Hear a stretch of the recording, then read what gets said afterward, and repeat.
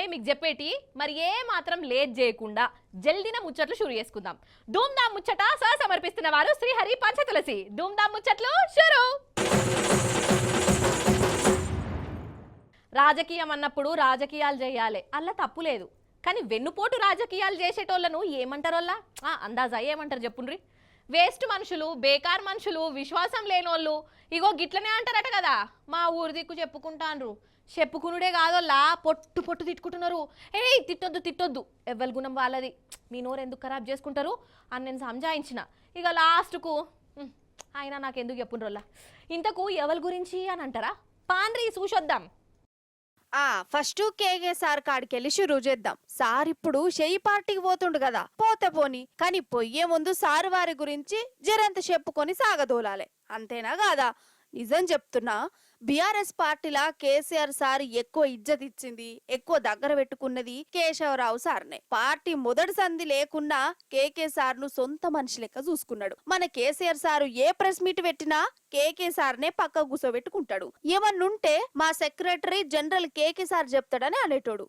2 సార్లు రాజ్యసభకు పంపిండు అంటే అంత విలువిచ్చిండు ఈ మనిషికి. ఈయనకే కాదు, బిడ్డను హైదరాబాద్ మేయర్ గా చేసిండు, ఈయన కొడుకుకు కూడా పదవులు ఇచ్చిండు. కానీ ఇప్పుడు కేకే సార్ ఏం చేస్తుండోల్లా అసలు రంగు బయట పెట్టుకున్నాడు. పార్టీ కష్టాలలో ఉన్నదని అధికార పార్టీలకు పోతుండు. ఇదేమన్నా తరికరేనా?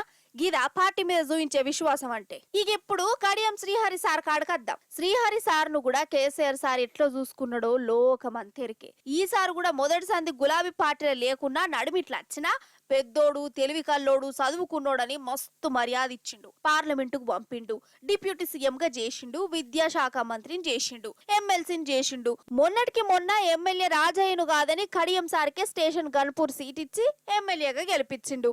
నిన్నటికి నిన్న చాలా మంది అద్దు అద్దు అంటున్నా కడియం సార్ బిడ్డ కావ్యకు ఎంపీ టికెట్ కూడా ఇచ్చిండు. ఇక చెప్పుర్రల్లా ఏం తక్కువైంది కడియం సార్కు? ఎంపీ టికెట్ ఇచ్చినాక ప్రచారంలో పోవలసింది పోయి కాంగ్రెస్ లోకి పోతున్నామంటే ఏందన్నట్టు. అంటే ఇది తిన్నింటి వాసాలు లెక్క పెట్టుడేనా కాదా?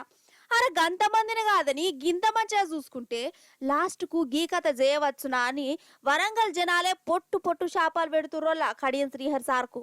వీళ్ళే కాదు, రంజిత్ రెడ్డి సార్ కూడా పార్టీకి ఎట్లా ద్రోహం చేసిండో జనమంతా చూసిరు. మన కవితకు అరెస్ట్ అయిన రోజే రంజిత్ రెడ్డి సారు పోయి కాంగ్రెస్ కండువా కప్పుకున్నాడు. ఇక మాజీ మంత్రి పట్నం మహేందర్ రెడ్డి సారు, దానం నాగేందర్ సారు కూడా గిట్లనే అసెంబ్లీ ఎలక్షన్ల పార్టీ ఓడిపోగానే గిట్లా అధికార పార్టీ తోవ చూసుకున్నారు. ఎంత న్యాయముల్లా గిట్లుంటాయి అసలు రాజకీయాలు. కొంతనన్న విలువలు అనేటివి ఉండద్దా? ఇంటి దొంగను ఈశ్వరుడు కూడా పట్టలేడని పెద్దలు చెప్తారు. మనమేమనుకున్నాం, పట్నం మహేందర్ రెడ్డిని మంత్రి చేసినాం కదా 3 నెలల ముందు, కూర్చుంటాడేమో, ఆయన లొలి పెట్టాడేమో, ఆడ ఆనంద్ ఓడగొట్టాడేమో, ఈడ రోహిత్కు సహకరిస్తాడేమో అనుకున్నాం. ఆయన ఏం చేసిండు? ఆయన అచ్చంగా అక్కడనే అడ్డబెట్టి, సునీతమ్మ కూడా ఆడనే అడ్డబెట్టి, ఇద్దరు కూడా పార్టీలో వండుకుంటూ పక్కకెళ్ళి వెన్నుపోటు పొడిచి మన నాయకులు, ఈ వేదిక మీద కూర్చున్న నాయకులు ఓడిపోయినారంటే కారణం మన వాళ్ళే కారణమైననే మాట అక్షర సత్యం. నేను అనేది ఏంటంటే జరిగింది, మోసపోయినాం, జరిగింది. తర్వాత గమ్మత్ ఏంటంటే ఎలక్షన్ అయిపోయింది, సరే ఓడిపోయినాం, 39 మంది గెలిచినాం. నాకు అందరికంటే మొదలు ఫోన్ చేసింది ఎవరు ఎరికేనా? రంజిత్ రెడ్డి ఫోన్ చేసి, అన్నా ఏదేమైనా సరే మనం ఇక అడ్వాన్స్గా పోవాలి ఎన్నికలకు, కాబట్టి నువ్వు ఫస్ట్ మీటింగ్ నాదే పెట్టి చేయలేదు, పెట్టి వెంటనే నన్ను డిక్లేర్ చేయు, నేను పనిలో పడతా, పని చేస్తా, మళ్ళీ మనం గెలవాలి, మళ్ళీ చేవెళ్ళకి వెళ్ళే మొదలు కావాలి అన్నాడు. మహేందర్ అన్న నీ మీద అనవసరంగా లేనిపోని పుకార్లు వస్తున్నాయి, జర గట్టిగా చెప్పు అన్న. ఆడ చేవెళ్ళలా పరిగిల 2 దగ్గరలా ఇద్దరు మాట్లాడిరు నాయకులు, నాకంటే ఎక్కువ చంపిరు కాంగ్రెస్ ఆ రోజు. పొల్లు తిట్టిండు ఇద్దరు నా ముంగటి నీళ్ళు పెట్టుకొని ఆస్కర్ అవార్డు గెలుస్తారు చూడు, దానికంటే ఎక్కువ యాక్టింగ్ ఇద్దరు. నేను ఓతలేనంటే నేను ఓతలేను, నేను మంచోని అంటే నేను మంచోని, నేను పిచ్చోళ్ళకి ఇద్దరు నమ్మిన. ఏం చేస్తాం, నమ్మి ఇద్దరు అద్భుతమైన స్పీచ్లు ఇస్తే గెలిచిపోయినాం. ఇంకేముంది, మళ్ళా పార్లమెంట్ గెలిచిపోయినాం అనుకున్నా. నేను చూస్తే 15 రోజుల తర్వాత సీన్ కట్ చేస్తే ఈయన మల్కాజ్గిరి అభ్యర్థి, ఆయన చేవెళ్ళ అభ్యర్థి కాంగ్రెస్. 2018లో ఆనాడు కొత్త అభ్యర్థి అయినా మీ జిల్లాకు సంబంధం లేకపోయినా కేసీఆర్ గారు నిర్ణయం తీసుకున్నారు కాబట్టి ఆనాడు డాక్టర్ రంజిత్ రెడ్డిని తీసుకొచ్చి ఎంపీకి నిలబెడితే, సరే కొత్తోడైనా కేసీఆర్ పంపిండు కదా, గులాబీ కండువా కప్పుకున్నాడు కదా, కేసీఆర్ మనిషి కదా అని చెప్పి మీరందరూ ఆశీర్వదించి రంజిత్ రెడ్డిని గెలిపించింది. మరి ఈరోజు రంజిత్ రెడ్డి గారు చేసిన ద్రోహం, బాధ ఎక్కడ అనిపిస్తుంది అంటే ఎవడో బయటవాడు మోసం చేస్తే బాధ అనిపించదు. నీతోనే నీడలాగా తిరిగి, నీతోనే 24 గంటలు ఉండి, నీ పక్కనే కూర్చొని, నీతోనే అన్ని మాటలు చెప్పి, అన్ని మంచి మాటలు చెప్పి, కష్టకాలంలో ఉంటామని చెప్పి మాటిచ్చి అక్కడ కేసీఆర్ గారి కూతురు అరెస్ట్ అవుతుంటే ఇక్కడ నవ్వుకుంటూ తుల్లుకుంటూ ఇద్దరు పోయి కండువా కప్పుకునే దృశ్యం ఏదైతే ఉన్నదో తప్పకుండా దానికి బదిలా తీసుకోవాల్సిన బాధ్యత మన మీద ఉన్నది అనే మాట నేను మీకు విజ్ఞప్తి చేస్తా ఉన్నా. మళ్ళీ రేపు వచ్చి ఇదే పట్నం మహేందర్ రెడ్డి, ఇదే రంజిత్ రెడ్డి వచ్చి కేసీఆర్ గారి కాళ్ళు పట్టుకున్న మళ్ళీ పార్టీలోకి రానియము అనే మాట కూడా నేను ఈ సందర్భంగా మీకు విజ్ఞప్తి చేస్తా ఉన్నా. వాళ్ళకు తప్పకుండా బుద్ధి చెప్పవలసిన బాధ్యత మన మీద ఉన్నది. వచ్చి కేసీఆర్ కాళ్ళు పట్టుకున్న మళ్ళీ అధికారంలోకి వచ్చినాక వాళ్ళని మాత్రం మళ్ళీ రానిచ్చే ప్రసక్తే లేదనే మాట కూడా నేను మీకు విజ్ఞప్తి చేస్తా ఉన్నా. నాయకులు పోయే వాళ్ళకి చాలా మాట్లాడతారు. ఇప్పుడు మీకు తెలుసు, పోయేటప్పుడు 2 రాళ్ళు వేసి 10 ఏళ్ళు అన్ని అనుభవించి పోయేటప్పుడు మాత్రం 2 రాళ్ళు వేసి పోతారు. చాలా విచిత్రం అనిపిస్తుంది కొంతమంది మాటలు వింటా ఉంటే. కానీ ఇక నేను వాళ్ళు పెద్దవాళ్ళు, వాళ్ళని నేను ఎక్కువ ఏమనను. వాళ్ళ విజ్ఞతగా వదిలేద్దాం, కాలం అన్నిటికీ సమాధానం చెప్తుంది. కానీ ఏ మాటకు ఆ మాటేనోళ్ళ లీడర్లు పార్టీని ఇడిచిపెట్టి పోయినా మన గులాబీ క్యాడర్ మాత్రం గట్లనే ఉన్నది. కార్యకర్తలు మాత్రం గులాబీ జెండా ఇడిచిపెట్టలే. ఇది మన గులాబీ పార్టీకున్న బలగం. అందుకే పార్టీ మారిన లీడర్లకు గట్టిగా బుద్ధి చెప్పుడే ఉంటది. గులాబీ జెండా రెపరెపలాడిచుడే ఉంటదని బీఆర్ఎస్ కార్యకర్తలు ఛాలెంజ్ చేసి మరి చెప్తుర్రు. కాదబ్బా, ఏమన్నంటే కోపం గాని పోరగాన్ల చేతికి బండియ్య పాపం ఆగమాగమాడవడివి. అదేదో అడవిలో జంతువులు తిరిగినట్టే రోడ్ల మీద బండేసుకొని పిస తిరుగుతారు. తిరగనేనోళ్ళ. కానీ గీ సర్కస్ ఫిట్ లేంది వాళ్ళ కంతిరేషంకున్న వాడెత్తు చూడుండ్రి ఎట్లా చేసి పాడైర్రో. ఈ పోరగాన్లకున్న వాడెత్తు ఏందది? ఏం సర్కస్లు, ఏం జంపింగ్లు? మెదడున్నదా అసలు ఇళ్లకు? లేకుంటే ఏందోళ్ళ రోడ్డు మీద గిచ్చెక్కలేందోళ్ళ ఇళ్లకు? వీడు చూడు ఎట్లా పోతుండో. అరే బండికి 2 పయ్యలు ఉండనే ఉండే, 2 పయ్యలు ఉండంగా ఒక పయ్య మీద ఓడేందుకు? గిదేం ఆనందం. ఇక వాణ్ణి చూసి వీళ్ళు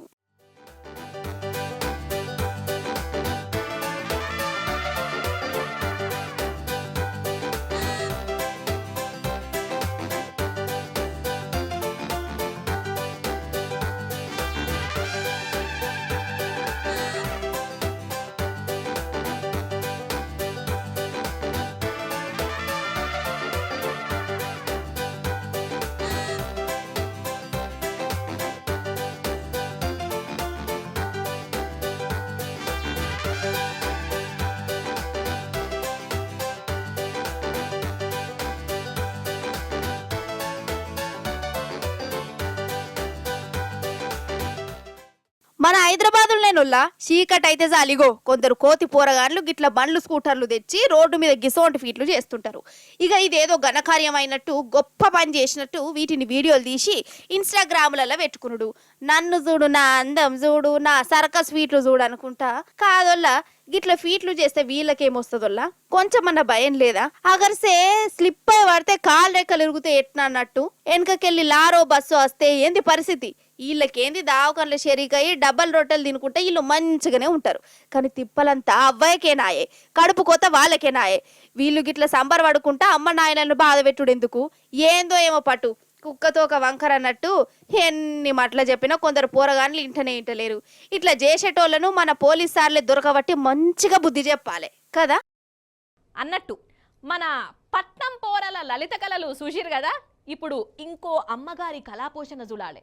ఆ మేడం గారు బండి మీద వేసిన విన్యాసాలు చూస్తే మీరు చక్కెరొచ్చి కింద పడిపోవుడు ఖాయం. అందుకే ఎందుకన్నా మంచిదొల్లా జర్రని మంచి నీళ్ళ గిలాస దగ్గర పెట్టుకొని ఈ ముచ్చట చూడుండ్రి. హాగో మేడం గారు రెడీగా ఉన్నారు చూడుర్రి.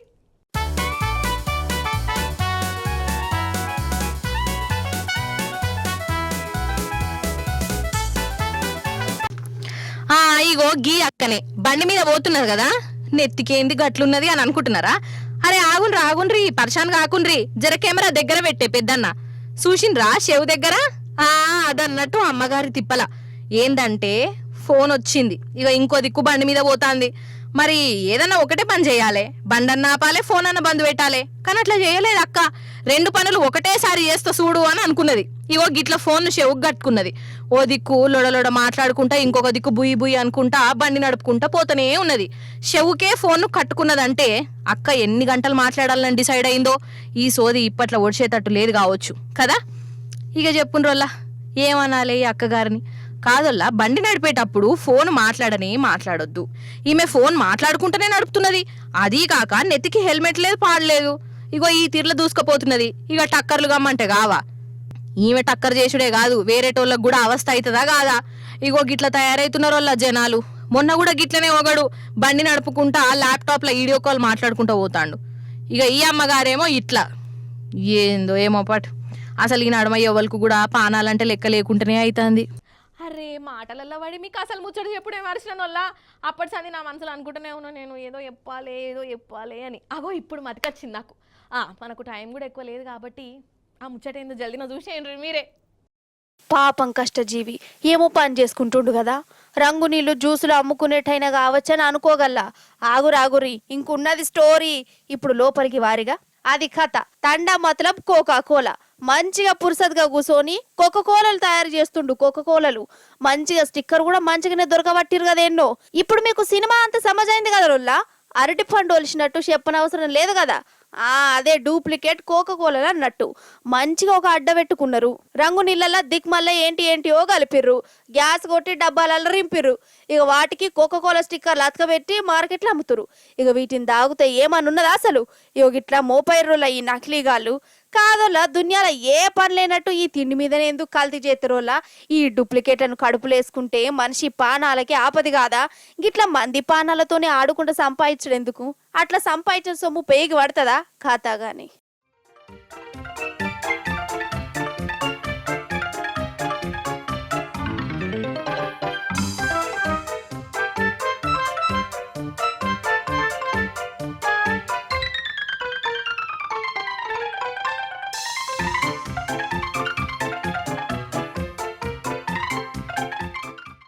ధూమ్ధామ్ ముచ్చట సమర్పిస్తున్న వారు శ్రీహరి పంచతులసి.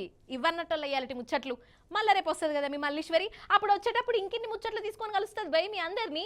అప్పటిదాకా మీరైతే చూస్తూనే ఉండు టీ న్యూస్. నేనుంటా మరి. నమస్తే.